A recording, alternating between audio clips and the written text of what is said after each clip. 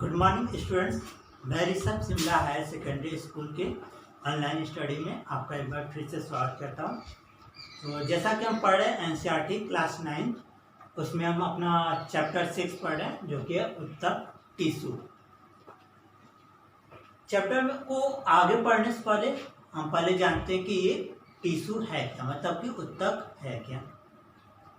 कोशिकाओं का विशेष समूह जो संरचनात्मक, कार्यात्मक व उत्पत्ति में एक समान होते हैं, उत्तक कहलाते हैं।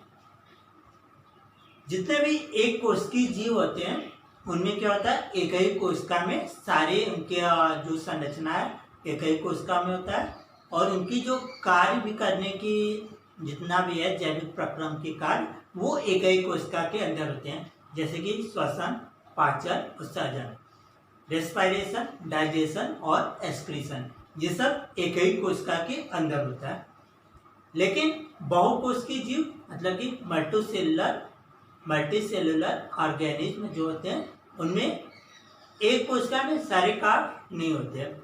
उनमें क्या होता है, अलग अलग कार्यों को करने के लिए अलग अलग कोशिकाएं और अलग अलग उत्तक होते हैं। तो उत्तक जो होते हैं वो कोशिकाओं के विशेष समूह से मिलकर होते हैं जो कि एक किसी भी उनके कार्य को करते हैं। जैसे कि बहुकोशिकीय जो जीव होते हैं उनमें श्वसन के लिए अलग उत्तक होते हैं, पाचन डाइजेशन के लिए अलग उत्तक पाए जाते हैं, और एक्सक्रीशन उत्सर्जन के लिए अलग प्रकार के उत्तक पाए जाते हैं। मतलब ये जो कोशिकाएं, जैसा कि कोशिका क्या है, हम अपने पिछले चैप्टर में पढ़े थे, चैप्टर 5 में, कि कोशिका जो सभी जीवों की संरचनात्मक व क्रियात्मक इकाई है।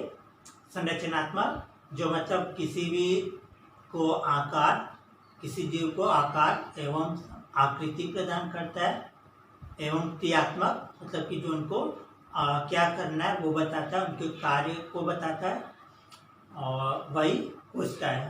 तो यहाँ पर कोशिकाओं मतलब कि ढेर सारी कोशिकाएं मिलकर बनी होती है का विशेष समूह, मतलब कि एक ग्रुप होता है और वो स्पेसिफिक मतलब किसी कार्य को करने के लिए होते हैं। जैसे कि हमारे दिमाग को ले ले तो उसकी दिमाग की जो कोशिकाएं हैं मतलब ब्रेन की जितने सेल्स हैं वो ब्रेन के लिए ही होंगी और किसी दूसरे जगह के लिए नहीं होंगे। तो मतलब वही कोशिकाओं का विशेष समूह जो संरचनात्मक मतलब जो हमारे अंग है उसको एक संरचना देती है, आकार और आकृति प्रदान करती है, वो संरचनात्मक। मतलब कि अगर हमारी ले लें हम कि हमारे फेफड़े की कोशिकाएं ले लें, मतलब कि लंग्स की कोशिकाएं ले रहे हैं, तो लंग्स में जितनी कोशिकाएं पाई जाएंगी उनकी जो संरचना है मतलब लंग्स के अंदर की जितनी भी कोशिकाएं हैं उनकी संरचना एक जैसी होनी चाहिए। अगर वो गोल है तो गोली होंगी और लंबी है तो लंबी ही रहेंगी। संरचनात्मक, कार्यात्मक मतलब उनका कार्य भी एक ही होना चाहिए। अगर वो लंग्स मतलब कि श्वसन के लिए तो वो सारी कोशिकाएं श्वसन के लिए ही होंगी। अगर पाचन की जगह पे पाई जाने वाली कोशिकाएं मतलब कि जो हमारे डाइजेस्टिव सिस्टम के लिए है जितनी कोशिकाएं, अगर उसके लिए तो वो सारी कोशिकाएं वैसे ही कार्य करनी चाहिए। मतलब संरचनात्मक, कार्यात्मक और उत्पत्ति मतलब एक ही जगह से होनी चाहिए। अगर लंग्स की कोशिकाएं तो वो लंग्स में ही बननी चाहिए और वहीं से उनका जन्म होना चाहिए। अगर वो एक्सक्रीशन के लिए तो वो एक्सक्रीटरी सिस्टम में ही उनका मतलब उत्पत्ति होना चाहिए। तो कोशिकाओं का विशेष समूह जो संरचनात्मक, कार्यात्मक व उत्पत्ति में एक समान होते हैं वो उत्तक कहलाते हैं। जैसे कि उदाहरण पे हम ले लें कि हमारे डॉक्टर्स हो गए तो उनका जो पहनावा होता है सफेद होता है और उनका कार्य इलाज ही करना है।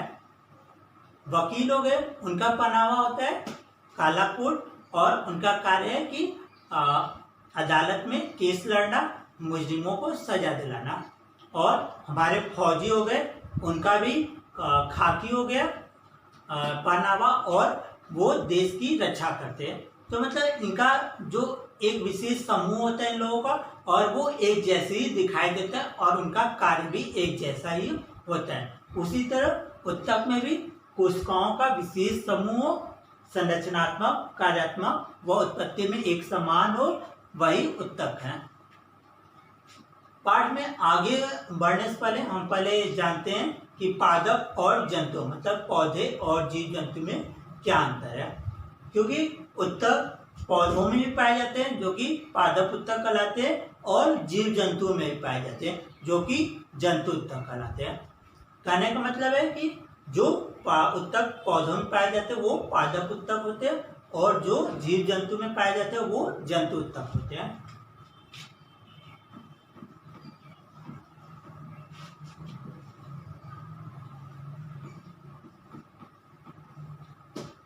पादप मतलब पौधे, प्लांट, और जंतु मतलब जीव जंतु, एनिमल्स, उनमें क्या अंतर है। जो पौधे होते हैं वो एक जगह पर स्थिर होते हैं, मतलब अगर हम किसी प्लांट को या पौधे को एक जगह पर प्लांट कर दे, लगा दे, तो वहीं पर उगेंगे, वहीं पर ही रहेंगे, कहीं दूसरी जगह नहीं चले जाएंगे। मतलब पौधे क्या होते हैं, स्थिर होते हैं। लेकिन जीव जंतु क्या होते हैं, वो एक जगह पर स्थिर नहीं होते, ये गतिमान होते हैं।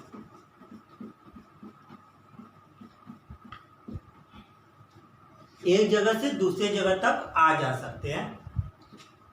पौधों में वृद्धि क्या है, वो निश्चित भागों में होती है, मतलब कि जो पौधों की वृद्धि है वो सभी भागों में नहीं होती है, सीमित भागों में होती है।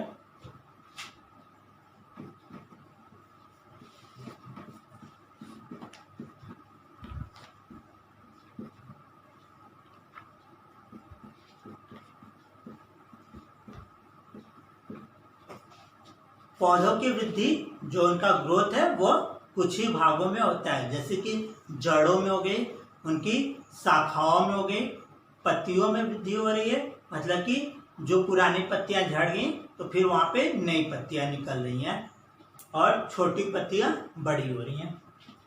जंतुओं में जो वृद्धि है सभी भागों में होती है।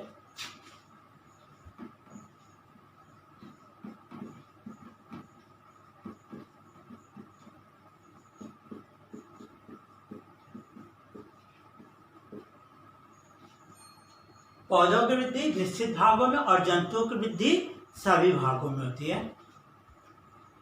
पौधे जो है वो मतलब कि निश्चित समय तक ही वृद्धि नहीं करते, मतलब उनकी वृद्धि लगातार होती रहती है।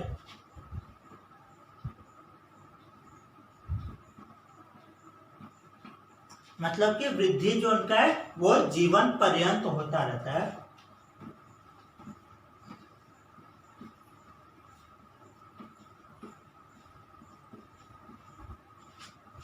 पौधों की वृद्धि निरंतर जीवन पर्यंत होती रहती है, मतलब कि जब तक वो पेड़ लगा है तब तक उनमें वृद्धि होती रहती है।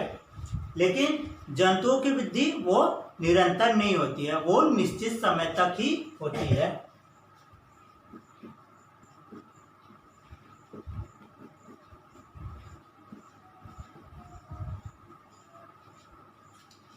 पौधों की वृद्धि जीवन पर्यंत होती है और जंतुओं की वृद्धि निश्चित समय तक ही होता है। पौधों में विशिष्ट अंग नहीं पाए जाते, मतलब कि विशेष अंग पौधों में नहीं पाया जाता है।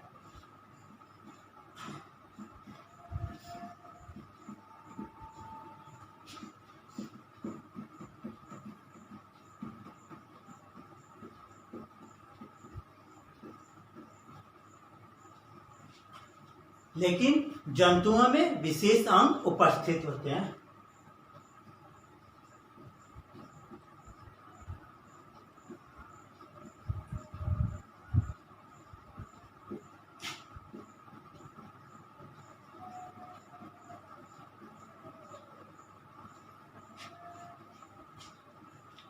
फिर से देखते हैं, पौधे स्थिर होते एक ही जगह पर रहते हैं, लेकिन जंतु गतिमान होते हैं, वो अपनी इच्छा से स्वेच्छा से एक जगह से दूसरी जगह तक आ जा सकते हैं।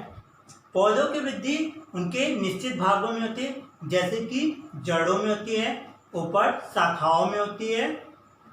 लेकिन जंतुओं में वृद्धि सभी भागों में होती है, मतलब कि उनके सभी अंग और सभी भाग वो वृद्धि करते हैं। पौधों की वृद्धि जीवन पर्यंत होती है, मतलब कि पौधे वो बढ़ ही रहे हैं, जब भी उनका ग्रोथ हर साल होता रहता है। लेकिन जंतुओं की वृद्धि एक निश्चित समय तक ही होती है, मतलब कि कोई भी जंतु उसका एक निश्चित समय होता है, वह तब तक वृद्धि करता है, उसके बाद फिर वृद्धि उनकी रुक जाती है। पौधों में विशेष अंग अनुपस्थित होते हैं, जैसे कि श्वसन के लिए विशेष अंग नहीं पाए जाते, श्वसन में पत्तियों द्वारा ही होता है। लेकिन जंतुओं में विशिष्ट अंग उपस्थित होते हैं, मतलब कि हर एक कार्य करने के लिए अलग अलग अंग, एक विशेष अंग उपस्थित होते हैं। हम पढ़ते हैं पादप ऊतक के बारे में, मतलब कि ऐसे ऊतक जो पौधों में पाए जाते हैं, मतलब कि पौधों में पाए जाने वाले कोशिकाओं का विशेष समूह जो संरचनात्मक, कार्यात्मक व उत्पत्ति में एक समान हो, उन्हीं के बारे में हमको पढ़ना है, जो पौधों में पाए जाते हैं। पादप ऊतक दो प्रकार के होते हैं, पहला विभज्योतिकी ऊतक और दूसरा स्थायी ऊतक। विभज्योतिकी ऊतक मतलब मेरिस्टेमेटिक टिश्यू और स्थायी ऊतक मतलब परमानेंट टिश्यू। मेरिस्टेमेटिक टिश्यू के तीन पार्ट होते हैं, मतलब ये तीन तरह के होते हैं।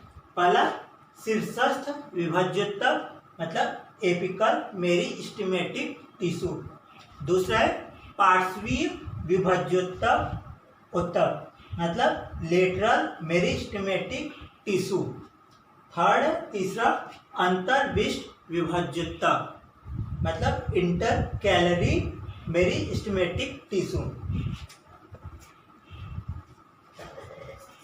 विभज्योतिकी ऊतक तीन प्रकार के होते हैं, शीर्षस्थ, पार्श्वी और अंतर्विष्ट, एपिकल, लेटरल और इंटरकैलरी। स्थायी ऊतक दो प्रकार के होते हैं, जिसमें पहला है सरल स्थायी ऊतक मतलब सिंपल परमानेंट टिश्यू और जटिल स्थायी ऊतक मतलब कि कॉम्प्लेक्स परमानेंट टिश्यू।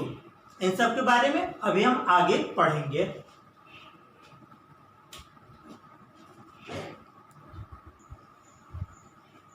आगे बढ़ते हैं स्थायी ऊतक। स्थायी ऊतक भी दो प्रकार के होते हैं, पहला सरल स्थायी ऊतक और दूसरा जटिल स्थायी ऊतक, सिंपल परमानेंट टिश्यू और कॉम्प्लेक्स परमानेंट टिश्यू।